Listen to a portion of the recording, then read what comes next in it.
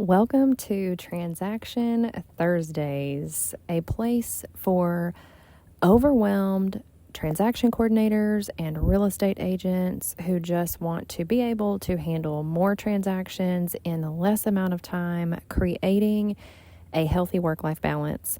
My name is Christina, and I am your host. Today, I want to just take a minute to introduce myself, tell you my backstory. I have worked in the real estate industry for 10 years now, both as an agent and a transaction coordinator. Over my time in the real estate industry, and I still currently work in the real estate industry, but throughout my real estate industry, I have learned so much about agents, about paperwork, about how to handle the transactions in the most efficient way. I am a very systems, processes oriented type of person, so I like to streamline my workflows. It doesn't really matter what I'm doing. I just like to be able to streamline things, to plan things out, to have, my checklist and everything in order. So that's ultimately what I do in my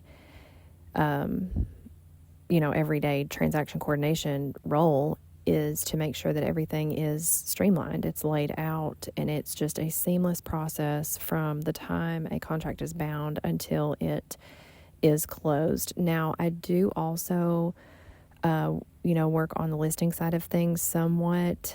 I'll be completely honest, though, listings are not my forte, and I don't like dealing with listings.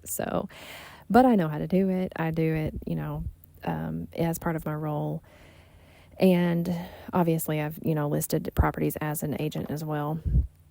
There's just a lot that goes into putting the listings into the MLS and all of that sort of thing. But throughout the last 10 years, the one thing that I have seen that's the most common with all of the agents that I work with is, agents, their strong suit is normally sales. It is, they want to be out there. They want to be showing houses or listing houses or dealing with clients every day.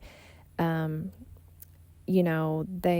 just all about sales. They're all about customer service and sales and being that agent, being that salesperson for those clients. So that is where I come in, obviously, because they are not always the most efficient when it comes to paperwork. They are normally not clerical people. Now, I do have some agents that are very clerical and all of their stuff is in order, and it is like, I'm talking like OCD in order every single time, and it's great because I can find what I need and know where it's at.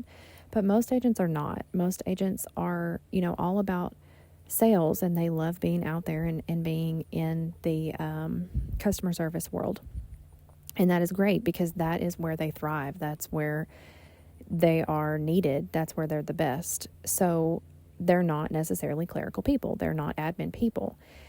And transaction coordinators tend to be more of the admin. They tend to be more clerical people, maybe a little less, not necessarily less customer service oriented, but they're not salespeople. They're normally admin, clerical type of people who they like paperwork. They like checklists. They like for things to be in order. Yes, they communicate with the clients. They communicate with the agents, the lenders, everybody involved, but they're not necessarily those people that are salesy or, they're usually organized and usually clerical type of people. I say all that to say that I have learned over the years how to handle the most transactions in the least amount of time. And a couple of months ago, I actually had the opportunity to fill in for a couple coworkers. There had been some not unplanned, it was actually planned. It was scheduled time off, but it had overlapped. And we actually all had time off at the exact same time, 3 of us. And at the time we had, there were some organization changes happening. We had somehow all 3 been approved for the time off. So I went ahead and just dropped my time off. I was like, you know what, I'll just fill in. That's fine. No big deal.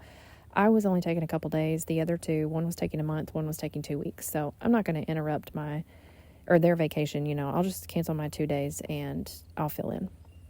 Well, we had, like I said, there were some organization changes. So it was one new transaction coordinator to our department, one compliance transaction coordinator who handles compliance. She handles like incoming wires, making sure that the files are all, up to date with compliance, and then uploading the wires and ultimately sending the file over to finance.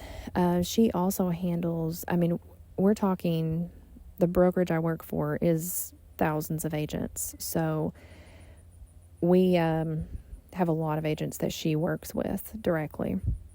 And we had the new TC was actually an interim for a TC that had just retired like 3 days before this vacation.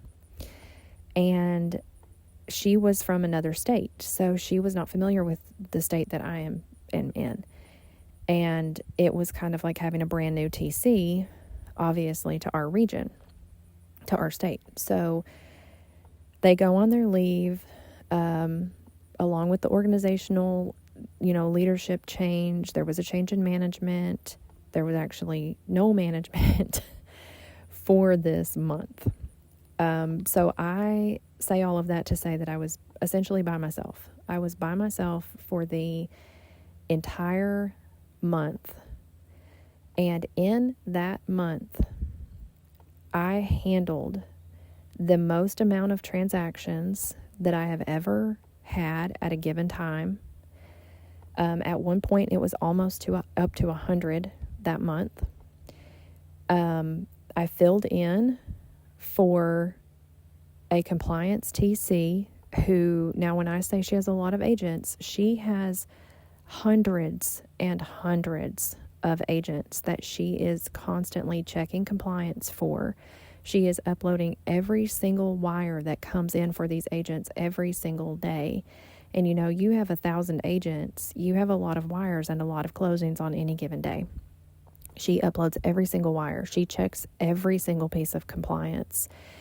And then she also does some odds and ends, like, there might be spreadsheets that she has to keep up with and things like that. So I'm filling in for her. I'm handling the most amount of transactions I've ever had. I'm also communicating with upper management because at this point there is no middle manager. It's just me communicating with upper management. And at the same time, I'm thinking, man, how can we streamline this? Like, how can we make this better? And at the end of the month, we had brought in a new manager that started the next month. She wasn't there this month. And everything was done. Everything was done. I got everything completed, and I got it completed in less than 45 hours a week. So I essentially did 3 people's jobs in less than 45 hours a week. So I also have a course that I have sold throughout the last year. It's had 1,500 students go through it. It's done very well. And I decided, you know what? I am going to start this podcast. I'm going to start a podcast. I'm going to start a YouTube channel. And I am ultimately going to start coaching transaction coordinators and real estate agents so that they know how to handle more transactions in less amount of time. So they can grow their business. You can streamline workflows. You can teach your transaction coordinators how to handle more in less amount of time. You can create that work-life balance. You don't have to be overwhelmed or stressed or burned out or any of those things, because you can have the systems, the tools, the processes to create that work-life balance that you want, to step away from the stress, the burnout, the overwhelm. It's actually very, very easy. And I want to show you exactly how to do it because I know I've been there as an agent. And when I was an agent, I wish that I would have had a transaction coordinator because most of the time you're just kind of thrown in and it's a sink or swim situation. So, when you're a new agent, you have no idea what you're doing, usually, unless you have a mentor or something like that that's showing you. But most of the time you have no idea what you're doing. It's just sink or swim. And when you are a transaction coordinator and you're just starting out, if you don't have someone to train you, it's kind of the same thing. So this is just a, podcast that you can take and learn from, and I will show you the tools that I use, the tricks I use, the tips. I'll give you tips. The biggest tip I can give you today is automate everything you can. Like, automation is my best friend. I automate anything and everything that I possibly can because it saves so much time, so much energy. But I've been there as a new agent. I've been there as an agent where you are stressed out, you are burned out, you are trying your best to keep up with these contracts. If the more contracts you have coming in, the more things just get out of hand, and maybe you have a virtual assistant or an admin or somebody who helps you the best they can, but they might not know how to do it either, or do it in the most efficient way and streamline these processes. So that's what I'm here for. I want to share those tools with you, share those systems with you, share those tips and tricks with you. And those of you who are interested in coaching, I would love to coach you. I would love to do one-on-one with you and show you exactly how to do it. I'll even go in and set the systems up for you, and have all of the checklists, all of the templates, everything already done. And then I hand it back over to you and it's yours. You can take it and run with it. But I hope that through this podcast, we can just grow your business and you can become a more successful agent, more successful transaction coordinator, and be that person that has that healthy work-life balance. Like, be able to log off. Maybe you're handling, I don't know what the average agent handles per month, but as a transaction coordinator, I usually average about 65 transactions a month. Well, I can work less than 40 hours and handle 65, 75, even 85 transactions a month. And I want to show you how to do that because I want you to have that same work-life balance, to have that stress-free life, to be able to want to log on Monday morning, and want to work and want to help the people that you are there to help. So I look forward to sharing many more episodes with you, many more tips and tricks and systems and processes and streamlines and all the things. Until next time, I just want you to take what you've learned in this, that automation is your best friend, and run with that for now. And I will see you next time.